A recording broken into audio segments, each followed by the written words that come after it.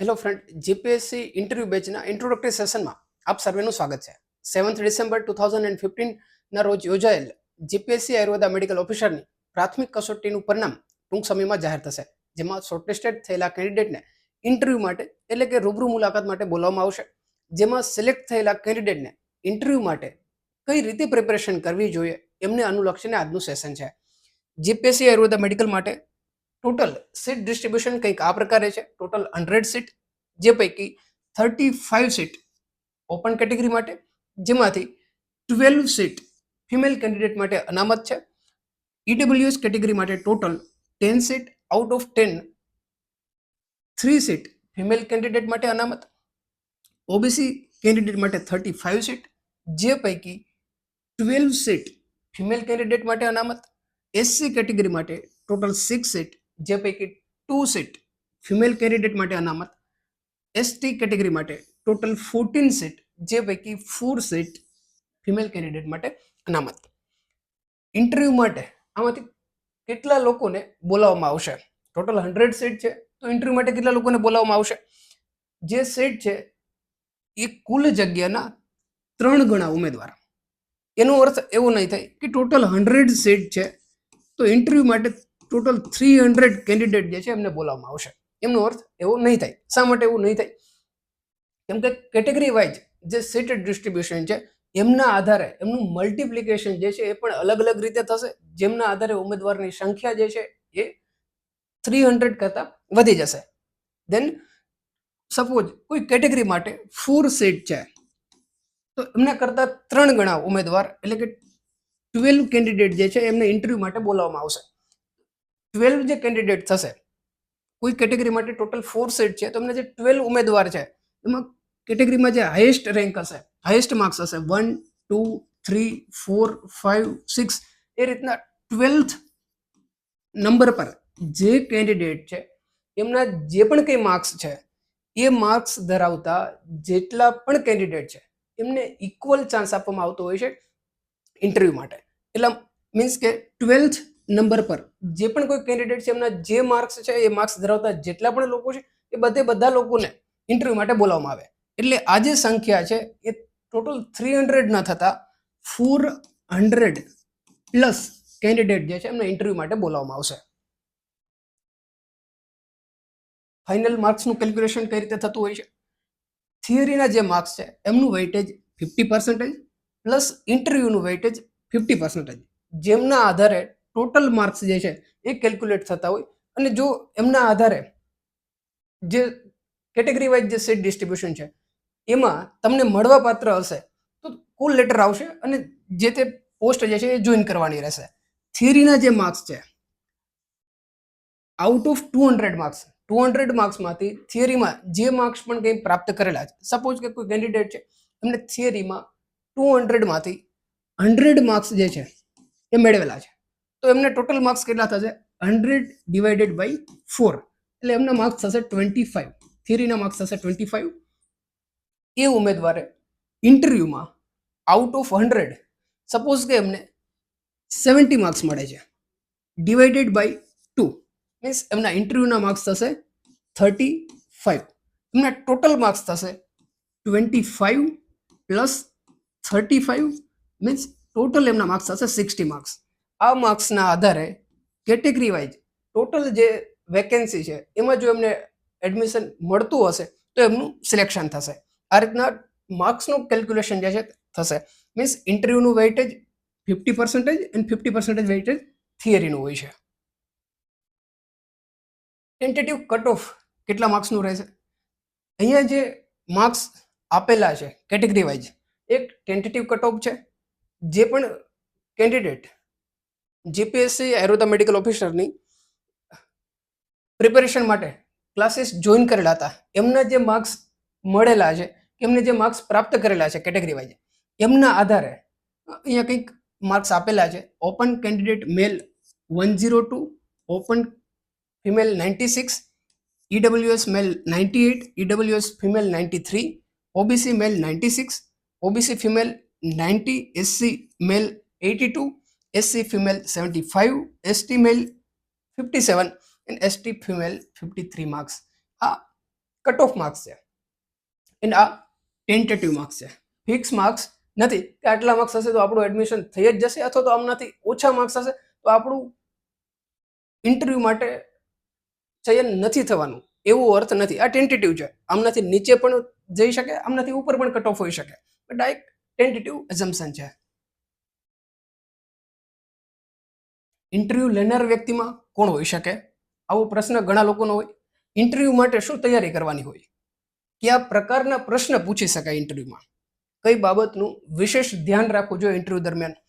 આવા ઘણા લોકોના પ્રશ્ન હશે. ઇન્ટરવ્યુની પેનલની અંદર કોણ કોણ લોકો હોય છે? ઇન્ટરવ્યુ પેનલમાં આયુષ ડાયરેક્ટર અથવા તો ડેપ્યુટી ડાયરેક્ટર, જે પેનલ પૈકી કોઈ એક વ્યક્તિ, સબ્જેક્ટ એક્સપર્ટ એક અથવા બે પણ હોઈ શકે. અધરપેથી એક્સપર્ટ મીન્સ એલોપેથી એક્સપર્ટ એક કમ્પલસરી નથી હોતું કે એક હોય જ, બટ ઘણી વખત ભૂતકાળમાં જે ઇન્ટરવ્યુ થયેલા છે એમાં એવું પણ બનેલું છે કે ઘણા લોકોના ઇન્ટરવ્યુમાં બધા જ ક્વેશ્ચન જે છે એમને એલોપેથી સાઇડથી પૂછવામાં આવેલા હોય. જીપીએસસી પેનલમાંથી કોઈ એક વ્યક્તિ હશે. આ રીતે ટોટલ ઇન્ટરવ્યુ પેનલની અંદર 3 to 6 મેમ્બરની પેનલ હોય છે. ઇન્ટરવ્યુ માટે શું પ્રિપેરેશન કરવી જોઈએ? પ્રિપેરેશનનો પ્રથમ તબક્કો જે છે એ છે નો યોર સેલ્ફ ફર્સ્ટ. સૌથી પહેલા તમારે ખુદને કઈ રીતના ઇન્ટ્રોડ્યુસ કરવી જોઈએ એ આવડતું હોવું જોઈએ. સેલ્ફ ઇન્ટ્રોડક્શન માટે 4 થી 5 વાક્ય જે છે એ તૈયાર રાખવા જોઈએ. સૌથી પ્રથમ જનરલી ક્વેશ્ચન જે છે ઇન્ટરવ્યુમાં પૂછાતા હોય કે તમે તમારું સેલ્ફ ઇન્ટ્રોડક્શન જે છે 30 સેકન્ડની અંદર આપો, 1 મિનિટની અંદર તમારું ઇન્ટ્રોડક્શન આપો. આ પ્રકારના ક્વેશ્ચન પૂછાતા હોય તો 30 સેકન્ડની અંદર મારે ઇન્ટ્રોડ્યુસ કરવાનું છે તો હું એમાં કયા વાક્ય બોલીશ, 1 મિનિટની અંદર ઇન્ટ્રોડ્યુસ કરવાનું છે તો એમાં કયા વાક્ય બોલીશ, એમનું પહેલેથી જ પ્રિપેરેશન હોવી જોઈએ. ઇન્ટ્રોડક્શનની અંદર કયા વાક્ય બોલવા જોઈએ, કયા પ્રકારના વાક્ય ન બોલવા જોઈએ, એમની પણ પહેલેથી આપણી પ્રિપેરેશન હોવી જોઈએ. કેમ કે અહીંયાથી આપણું ઇન્ટરવ્યુ સ્ટાર્ટ થઈ ગયું. જે પણ કંઈ આપણે ઇન્ટ્રોડક્શનમાં બોલીએ છીએ એમાંથી જ નેક્સ્ટ ક્વેશ્ચન આવવાનું છે.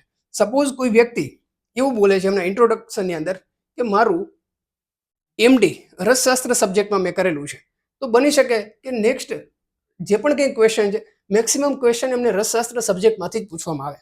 એટલે અહીંયા આપણે જે પણ કંઈ ઉલ્લેખ કરીએ છીએ આપણા ઇન્ટ્રોડક્શનની અંદર એ સ્ટ્રોંગ પોઈન્ટ હોવા જોઈએ અને એમાંથી કયા પ્રકારે વિવિધ ક્વેશ્ચન આવી શકે એમની પણ આપણી પ્રિપેરેશન હોવી જોઈએ. જેમાં તમારે શું બોલવાનું છે, શું નથી બોલવાનું એમની તમને પ્રિપેરેશન કરવામાં આવશે. સ્ટ્રોંગ સબ્જેક્ટ પ્રિપેરેશન, કયા પ્રકારના સબ્જેક્ટ જે આપણા સ્ટ્રોંગ હોવા જોઈએ. Basic concept, not too theoretical. Basic concept જે છે આપણા ક્લિયર હોવા જોઈએ અને ઇન્ટરવ્યુની અંદર બની શકે ત્યાં સુધી આપણા જે આન્સર જે છે પ્રેક્ટિકલ વેમાં હોવા જોઈએ. Then clinical application of Ayurveda, commonly asked topics. Generally કયા પ્રકારના ટોપિક્સ જે છે આપણા ક્લિયર હોવા જોઈએ, કન્સેપ્ટ આપણા કયા પ્રકારના ક્લિયર હોવા જોઈએ. ત્રિદોષ કન્સેપ્ટ, અગ્નિ, આમ, panchakarma related basic concept, common disease end line of treatment. Generally જે સામાન્ય ડિસીઝ સૌથી વધારે જે જોવા મળતા હોય અથવા તો જેમાં જે ડિસીઝથી ગ્રસ્ત વ્યક્તિ આયુર્વેદ તરફ વધારે આવતા હોય છે એ પ્રકારના જે ડિસીઝ છે એમની લાઇન ઓફ ટ્રીટમેન્ટ જે છે આપણે ખ્યાલ હોવી જોઈએ. એક્ઝામ્પલ તરીકે શરદી, અજીર્ણ, અતિસાર, આમવાત, સંધિવાત, પ્રમેહ, કુષ્ઠ, આવા જે ડિસીઝ છે એમની લાઇન ઓફ ટ્રીટમેન્ટ આપણે શું કરી શકીએ એ આપણે ખ્યાલ હોવો જોઈએ. Knowledge of commonly used Ayurveda medicine.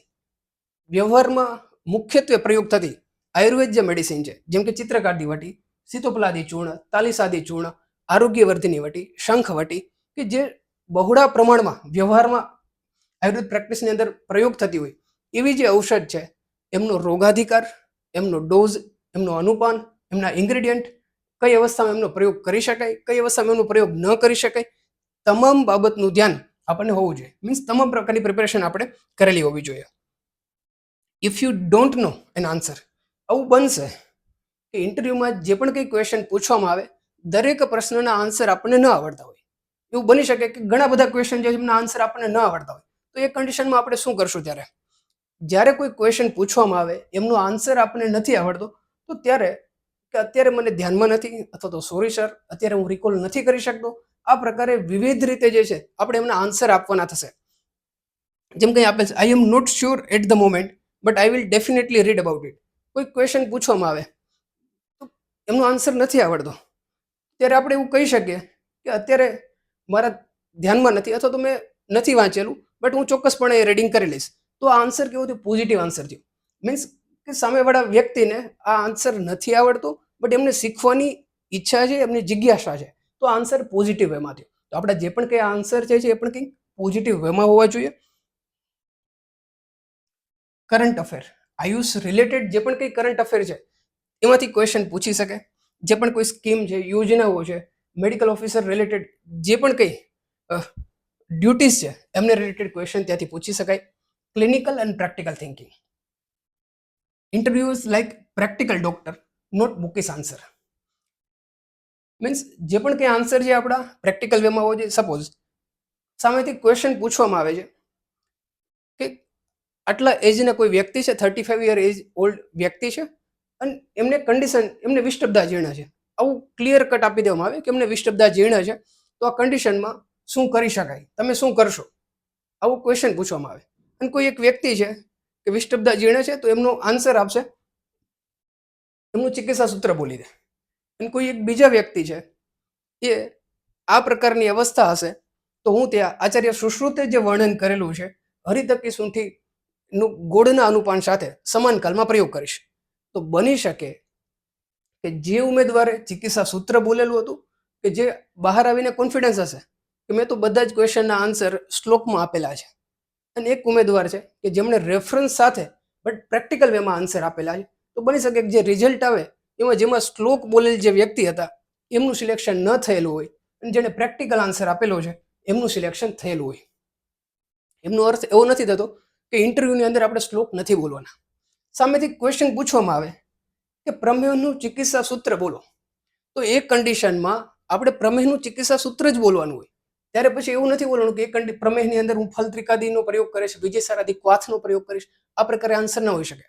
એ સમયે જો આપણને પ્રમેયનું ચિકિત્સા સૂત્ર ન આવડતું હોય તો એવું કહી શકાય કે સર અત્યારે મને પ્રમેયનું ચિકિત્સા સૂત્ર જે છે એ રિકોલ નથી થતું, સોરી સર અત્યારે મને યાદ નથી આવતું.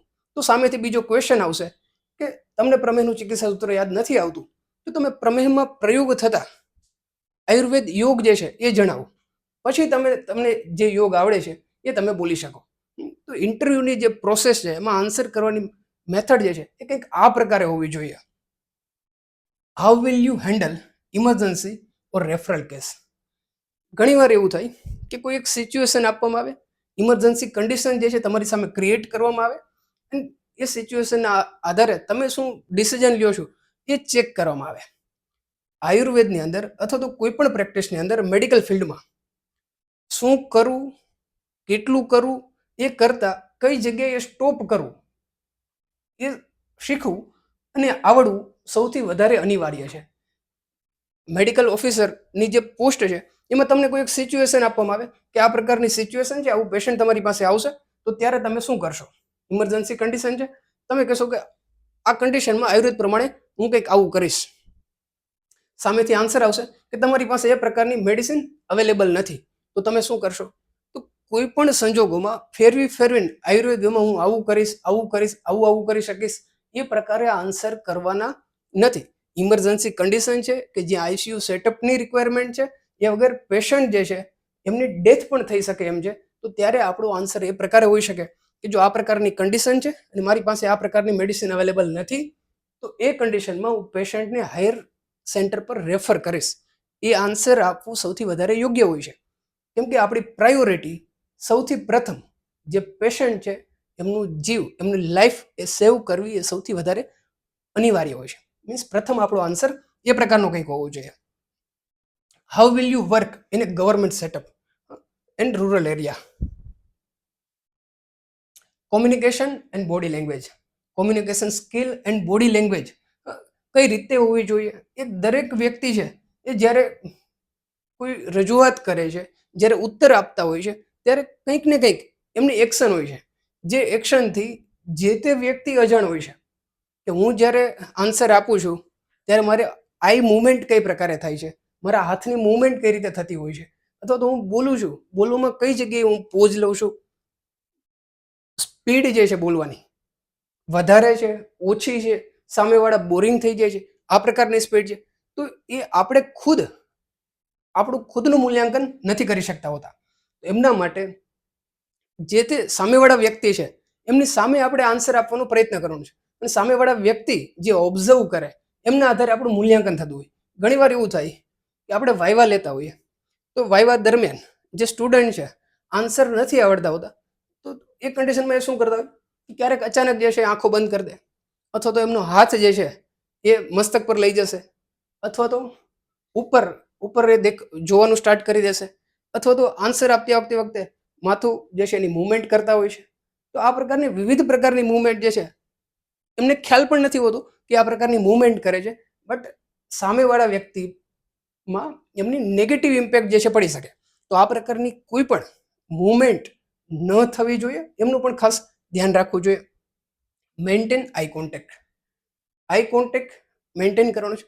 પેનલની અંદર બેસેલા જે લોકો છે, 3 થી 6 લોકો, 3 લોકો હોઈ શકે, 4 લોકો હોઈ શકે, 5 લોકો હોઈ શકે, જેટલા પણ લોકો બેઠેલા છે, જ્યારે આપણે પ્રશ્નનો આન્સર આપીએ છીએ ત્યારે દરેક વ્યક્તિ સામે આઈ કોન્ટેક્ટ થવું અનિવાર્ય છે.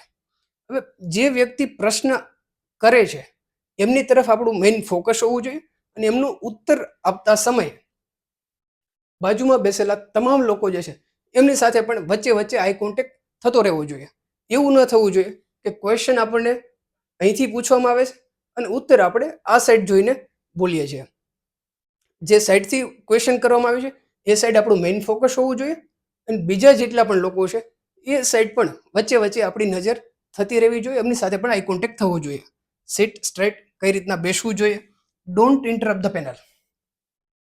આવું બની શકે કે કોઈ પ્રશ્ન પૂછવામાં આવે, પ્રશ્ન પૂછે અને આપણે જે આન્સર આપીએ છીએ એ પશ્ચાત પેનલની અંદર બેઠેલા 2 લોકો છે અંદરો અંદર ડિસ્કશન કરે કે તમે કોઈ રેફરન્સથી આન્સર આપો છો, તો કોઈ એક મેમ્બર છે ઇન્ટરવ્યુ પેનલમાંથી એ બીજાને પૂછે કે શું ચરક સંહિતામાં આવું કંઈ આપેલું છે.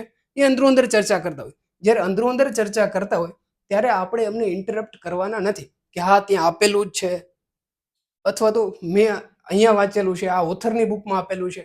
આ પ્રકારે આપણે પેનલમાં વચ્ચે એમનું જે ઇન્ટરેક્શન છે એમાં ઇન્ટરપ્ટ કરવાના નથી. Smile naturally. નેચરલ સ્માઇલ જે છે એ ફેસ પર હોવી જોઈએ.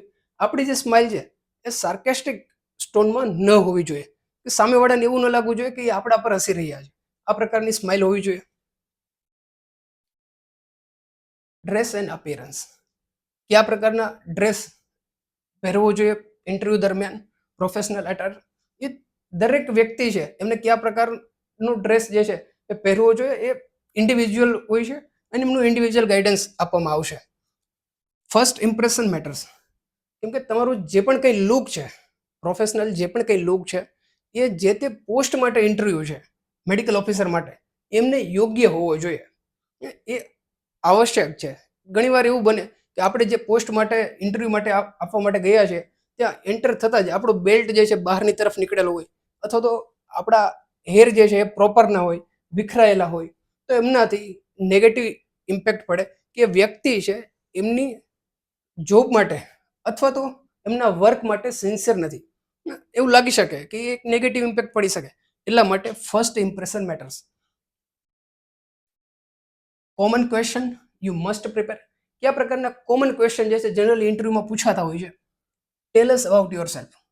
જે સૌથી પ્રથમ પ્રશ્ન મોસ્ટ ઓફ ટાઈમ આ જ રહેવાનો છે કે ઇન્ટ્રોડક્શન પોતાનું આપવું. Then why should we select you. આવો ક્વેશ્ચન પૂછી શકે. સામેવાળા વ્યક્તિનો કોન્ફિડન્સ લેવલ જે છે એ કેટલો છે એ ચેક કરવા માટે અમે તમને આ પોસ્ટ માટે શા માટે સિલેક્ટ કરીએ, તમારામાં એવી કઈ કઈ ક્વોલિટીઝ જે છે કે જેમના આધારે અમે તમારું સિલેક્શન કરીએ. આવા ક્વેશ્ચન પૂછી શકાય ઇન્ટરવ્યુમાં. તો આપણે શું સ્ટ્રોંગ પોઈન્ટ છે એ આપણે જાણતા હોવા જોઈએ. What is your contribution two this post. Suppose કે તમારું આ પોસ્ટમાં અમે સિલેક્શન કરીએ તો તમે તમારું આમાં શું કોન્ટ્રીબ્યુશન આપશો. Why you want to join AMO post. ઘણા લોકો, ઘણા કેન્ડિડેટ કોઈને કોઈ જોબમાં હશે, લેક્ચરર પોસ્ટમાં હશે, અથવા તો ખુદ પ્રાઇવેટ પ્રેક્ટિસ કરતા હશે તો આવા લોકોને એવા પણ ક્વેશ્ચન કરી શકે કે શા માટે why you want to join Ayurveda medical officer post. કોઈ વ્યક્તિ એવું કહે કે તમે લેક્ચરર છો તો તમને ટીચિંગ એક્સપિરિયન્સ છે, તમે 4 વર્ષથી ટીચિંગ ફિલ્ડમાં છો, તમે પેશન્ટ નથી જોયેલા તો તમે શા માટે આ પોસ્ટમાં આવવા ઈચ્છો છો. અથવા તો કોઈ વ્યક્તિ એવું આન્સર આપે કે હું 3 વર્ષથી આયુર્વેદ પ્રેક્ટિસ કરું છું તો પણ સામે ક્વેશ્ચન એવો આવી શકે કે તમે 3 વર્ષથી આયુર્વેદ પ્રેક્ટિસ કરો છો, તમારું ખુદનું સેટઅપ છે, એ 3 વર્ષમાં તમે ડેવલપ નથી કરી શક્યા, તમને ખુદ કોન્ફિડન્સ નથી તમે તમારી પ્રેક્ટિસમાં, તો તમારું સિલેક્શન અમે શા માટે કરીએ આ પોસ્ટ માટે. આવા ક્વેશ્ચન તમારો કોન્ફિડન્સ લેવલ જે છે એ ચેક કરવા માટે પૂછી શકાય. એનો અર્થ એવો નથી કે આવા ક્વેશ્ચન કરે એમનું સિલેક્શન નથી થતું હોતું. આવા ક્વેશ્ચન જે લોકોને કરવામાં આવેલા છે એ લોકોનું પણ સિલેક્શન થયેલું છે. જે લોકોએ ઇન્ટરવ્યૂ ખૂબ સરળ રીતે આપેલું હોય, બધા જ ક્વેશ્ચનના આન્સર શ્લોક સાથે આપેલા હોય, વ્યવસ્થિત આપેલા હોય અને છતાં પણ સિલેક્શન ન થયું હોય, આવું પણ બનેલું છે. કેમ કે ઇન્ટરવ્યૂની અંદર ઓનલી તમારા આન્સર જે છે એ ચેક કરવામાં આવતા હોતા નથી. તમારું નોલેજ જે છે એ ઓલરેડી જે થિયરી એક્ઝામ છે એમાં ચેક થઈ ચૂક્યું છે. હવે જે પોસ્ટ છે મેડિકલ ઓફિસરની, એ પોસ્ટ માટે તમારામાં યોગ્યતા, પાત્રતા એ પોસ્ટને રિલેટેડ છે અથવા તો નથી, એ લાયકાત જે છે એ ચેક કરવા માટે ઇન્ટરવ્યૂ હોય છે. સ્ટ્રેન્થ એન્ડ વીકનેસ પોસ્ટને રિલેટેડ, મેડિકલ ઓફિસર પોસ્ટને રિલેટેડ તમારી શું સ્ટ્રેન્થ છે, તમારી શું વીકનેસ છે, આ પ્રકારના ક્વેશ્ચન પૂછી શકાય. અથવા તો ઇન જનરલ તમારી સ્ટ્રેન્થ એન્ડ વીકનેસ આ પ્રકારે ક્વેશ્ચન પૂછી શકાય. Who is your ideal person એવું પૂછી શકે. આયુર્વેદ ફિલ્ડમાં તમારું આઈડિયલ પર્સન કોણ છે, આ પ્રકારે પણ ક્વેશ્ચન પૂછાતા હોય છે. How will you serve the patient ethically. Mock interview એમની પ્રેક્ટિસ કઈ રીતે કરવી જોઈએ. મોક ઇન્ટરવ્યૂ માટે practice in front of mirror, મિરરની સામે પ્રેક્ટિસ કરવી જોઈએ. કેમ કે આપણી જે મૂવમેન્ટ છે, આપણે કઈ રીતના બોલીએ છીએ, કઈ રીતે રજૂઆત કરીએ છીએ, એ આપણે આપણું ખુદનું ક્યારેય ઓબ્ઝર્વ નથી કરતા હોતા. એ જો આપણે મિરરની સામે બેસીને પ્રેક્ટિસ કરશું તો આપણી શું ભૂલ થાય છે, શું ભૂલ થાય છે એ પકડવી દરેક વ્યક્તિ કરી શકે. બટ એ ક્યારે થઈ શકે, આપણે આપણું ખુદનું મૂલ્યાંકન કરીએ ત્યારે. તો જો મિરર સામે બેસીને પ્રેક્ટિસ કરશું તો આપણે તરત ધ્યાનમાં આવશે કે મારી હાથની મૂવમેન્ટ છે એ થઈ છે અહીંયા, અથવા તો મારી આંખની મૂવમેન્ટ છે એ પ્રોપર નથી ત્યાં, અથવા તો સ્માઇલ જે છે એ સાર્કેસ્ટિક સ્માઇલ આવે છે, અથવા તો બોલવાની સ્પીડ જે છે મારી એ ધીમી છે અથવા તો ફાસ્ટ છે, એ ક્યારેક ખ્યાલ આવશે. રેકોર્ડ યોર સેલ્ફ આન્સરિંગ, તમે જે આન્સર આપો છો એ આન્સરનું રેકોર્ડ કરવું જોઈએ અને રેકોર્ડ કરીને સાંભળવું જોઈએ. આપણે ખુદ સાંભળીશું તો આપણને ધ્યાનમાં આવશે કે સ્પીડ પ્રોપર છે અથવા તો નથી. મેન્ટલ પ્રિપેરેશન ખૂબ અગત્યનું છે. Don't panic. ઇન્ટરવ્યૂ સમયે પેનિક થવાની જરૂર બિલકુલ નથી. Interview is a discussion, not an exam. Interview એક પ્રકારનું ડિસ્કશન છે, એક વાર્તાલાપ છે, એ કોઈ પણ પ્રકારની એક્ઝામ નથી. જ્યારે આપણે આ પ્રકારના ઇન્ટરવ્યૂમાં જતા હોઈએ છીએ ત્યારે સૌથી વધારે ભૂલ શું થતી હોય છે કે જ્યારે ઇન્ટરવ્યૂની જે પ્રોસેસ છે, આપણે બહાર વેઇટિંગ એરિયામાં બેઠા છીએ, બધા લોકો બેઠેલા છે, તેને આપણો અચાનક ટર્ન આવે છે, આપણે ઇન્ટરવ્યૂ માટે અંદર પ્રવેશ કરીએ છીએ. એ સમય દરમિયાન વચ્ચેનું જે ગેપ છે ત્યારે એમનું ફાઇનલ આઉટકમ જે છે એ આપણે આપણા માઇન્ડની અંદર ચાલતું હોય છે કે આ જ લાસ્ટ ઓપ્શન છે, ગવર્મેન્ટ જોબ છે, આટલી સેલેરી છે, આ નહીં મળે તો પછી શું થશે. આવું પ્રકારના ક્વેશ્ચન જે છે એ માઇન્ડની અંદર ફરતા હોય છે. બટ ઇન્ટરવ્યૂ દરમિયાન અથવા તો ઇન્ટરવ્યૂ પહેલાં આ પ્રકારના કોઈ પણ ક્વેશ્ચન ઉપર વિચાર કરવો ન જોઈએ. કેમ કે અંતે ગવર્મેન્ટ હોય કે પ્રાઇવેટ હોય છે તો એ પ્રકારની જોબ જ, એટલે મળે તો પણ ઠીક છે, ન મળે તો પણ ઠીક છે. આપણે જે કંઈ પ્રિપેરેશન કરેલી છે એ આપણે ત્યાં એક્સપ્લેન કરવાની છે. પછી આઉટકમ, એમનું રિઝલ્ટ કંઈ પણ હોઈ શકે. પોઝિટિવ આવે છે તો પણ ઠીક છે, નથી આવતું તો પણ ઠીક છે. આ રીતે વિચાર કરી અને રિલેક્સ માઇન્ડથી ઇન્ટરવ્યૂ આપવો જોઈએ. Panel wants a safe, sincere and responsible doctor. Final golden tips: be honest. જે જગ્યાએ આવડે છે ત્યાં આન્સર કરવા, નથી આવડતું તો ત્યાં સ્ટોપ કરવું સોરી સર આ પ્રકારે આન્સર કરવા. ડોન્ટ ઓવરટોક. જે પ્રકારે ક્વેશ્ચન પૂછવામાં આવે છે, જ્યારે શોર્ટ આન્સરની આવશ્યકતા છે ત્યારે શોર્ટ આન્સર આપવા, જ્યારે વિસ્તારપૂર્વક આન્સરની અપેક્ષા છે ત્યારે વિસ્તારપૂર્વક આન્સર આપવા. Think before answering. સામેથી કોઈ ક્વેશ્ચન પૂછવામાં આવે છે તો એમનો આન્સર આપતા પૂર્વે તમે 3 થી 5 સેકન્ડનો પોઝ લઈ શકો, વિચારીને આન્સર કરી શકો. એવું નથી હોતું કે ક્વેશ્ચન પૂછવાનું સ્ટોપ થઈને તરત આપણે આન્સર આપવાનું સ્ટાર્ટ કરી દેવું. વ્યવસ્થિત 3 થી 5 સેકન્ડનો પોઝ લઈ આન્સર જે છે એ માઇન્ડમાં વ્યવસ્થિત પ્રિપેર કરી અને ધેન એમનું પ્રેઝન્ટેશન યોગ્ય વેમાં થવું જોઈએ. Respect modern medicine along with Ayurveda. Interview દરમિયાન કોઈ પણ સંજોગોમાં અધર પેથી જે છે એમને પણ ડિસરિસ્પેક્ટ કરવાની નથી. જે કોઈ પણ પેથી છે એમને સાથે લઈ અને આપણે આયુર્વેદમાં શું કરી શકીએ આ પ્રકારના આપણા આન્સર હોવા જોઈએ. ઇન્ટરવ્યુમાં કયા પ્રકારના પ્રશ્ન પૂછી શકે? આયુર્વેદ વિષયની અનુરૂપ સિચ્યુએશન બેઝ ક્વેશ્ચન, કે કોઈ એક સિચ્યુએશન જે છે ક્રિએટ કરવામાં આવે કે આ પ્રકારની એક સિચ્યુએશન છે, કોઈ એક પેશન્ટ છે એમને કન્ટિન્યુઅસ વોમિટિંગ થઈ છે, તમે ઇન્ટિરિયર વિલેજ જે છે ત્યાં પોસ્ટિંગમાં છો, તો આ પ્રકારનું કોઈ પેશન્ટ આવશે તો તમે એ સિચ્યુએશનમાં શું સ્ટેપ લેશો, શું મેડિસિન આપશો. આ પ્રકારના સિચ્યુએશન બેઝ ક્વેશ્ચન જે છે સૌથી વધારે પૂછાતા હોય છે. PHC MO role and responsibilities એમને રિલેટેડ ક્વેશ્ચન, યોજનાઓ હેલ્થ પ્રોગ્રામ ને રિલેટેડ ક્વેશ્ચન. ઇન્ટરવ્યુમાં શું વિશેષ ધ્યાન રાખવું જોઈએ? પેનલને ગુડ મોર્નિંગ, નમસ્તે. એન્ટર થતા સૌથી પ્રથમ જે પેનલ છે એમને ગુડ મોર્નિંગ અથવા તો જે સમય છે એમને અનુરૂપ એમને ગ્રીટિંગ વિશ કરવું જોઈએ.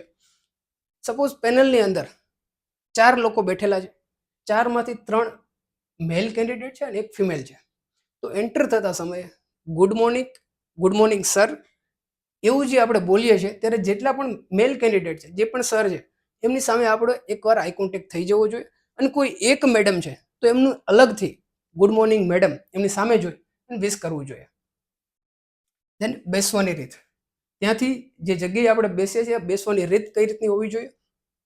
હાથ, આંખ અને શરીરની મૂવમેન્ટ એમના પર ધ્યાન રાખવું. પ્રશ્નને અનુરૂપ ઉત્તર ક્લિયર આપવા. ઉત્તર ન સમજાય ત્યારે ખોટા ઉત્તર બિલકુલ ન આપવા. સોરી સર અથવા તો ધ્યાનમાં નથી અથવા અત્યારે યાદ નથી આવતું, એ રીતે વિવિધ રીતે જે છે આપણે જવાબ આપી શકીએ. જે સોરી સર શબ્દ છે એ બોલવાની સ્પીડ, એમની સામેવાળા જે વ્યક્તિ છે, ઘણી વખત એવું થાય આપણે 4 થી 5 લોકો છે એ એક જ શબ્દ બોલે સોરી સર, બટ એ બોલવાનો જે ટોન છે ઘણા લોકોનો એવો હોય કે એમનો સોરી શબ્દ જે છે એ પણ સામેવાળા વ્યક્તિના કાનમાં ચૂભે, કાનમાં લાગે, ઇરિટેટ કરે, આ પ્રકારનું હોય, આ પ્રકારનો એમનો ટોન હોય. ઘણા લોકો જે સુકુમાર પ્રકૃતિના લોકો છે એટલું નેચરલી એમનું સોરી સર મારા ધ્યાનમાં નથી એટલું નેચરલી બોલશે, ઇનોસન્ટ વેમાં બોલશે કે સામેવાળા વ્યક્તિને એમનો સોરી શબ્દ સાંભળવો પણ ગમશે. તો આપણે જે બોલીએ છીએ એ સામેવાળા વ્યક્તિના કાનમાં ચૂભતું નથી, આ પ્રકારનું પણ ન હોવું જોઈએ, એ ધ્યાનમાં રાખવાનું છે. ઇન્ટરવ્યૂ માટે કઈ રીતે તૈયારી કરાવવામાં આવશે? ઇન્ટરવ્યૂ માટે સૌથી અગત્યનું છે મોક ઇન્ટરવ્યૂ. કેમ કે દરેક વ્યક્તિને કઈ રીતે પ્રિપરેશન કરવાની છે, દરેક વ્યક્તિનું ઇન્ટ્રોડક્શન અલગ હશે, દરેક વ્યક્તિને જે ક્વેશ્ચન પૂછવામાં આવશે એ પણ અલગ અલગ હશે. કોઈ યુજી સ્ટુડન્ટ હશે, કોઈ પીજી સ્ટુડન્ટ હશે, કોઈ પ્રાઇવેટ પ્રેક્ટિસ કરનારા હશે, કોઈ પીએચસી સીએચસી સેન્ટર પર જોબ કરનાર વ્યક્તિ હશે. તો દરેક વ્યક્તિને અલગ અલગ ફિલ્ડમાં હશે તો એમને પૂછનારા જે ક્વેશ્ચન છે એ પણ અલગ અલગ હશે.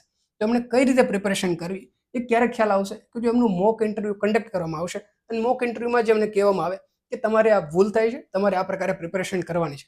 તો એમના માટે મોક ઇન્ટરવ્યૂ આપણે 2 સેન્ટર પર કન્ડક્ટ કરશું, Rajkot and Ahmedabad. Personal guidance આપવામાં આવશે. All interview recording available.